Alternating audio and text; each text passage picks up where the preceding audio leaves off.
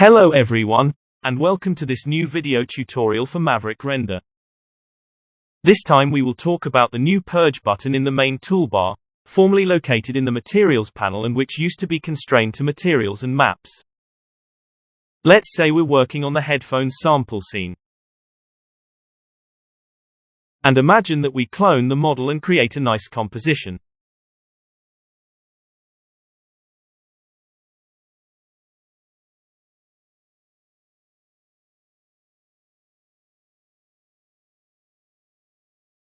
Let's explode some materials to complicate the scene graph a bit more.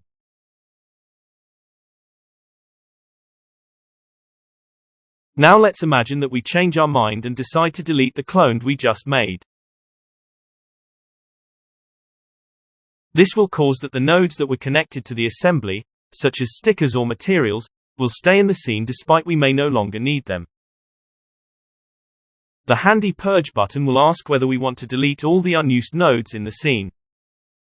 In this case there are 21 unused nodes. If we accept the Purge dialog, we will see how those nodes will be wiped out from the Scene Explorer. Another typical situation where the Purge button comes handy is when we are trying ambiances one after another.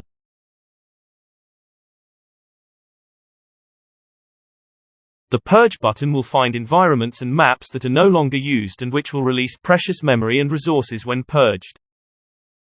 Make a habit of using the Purge button to keep your scene efficient and tidy. This is all for now. See you in the next video. Have fun rendering with Maverick.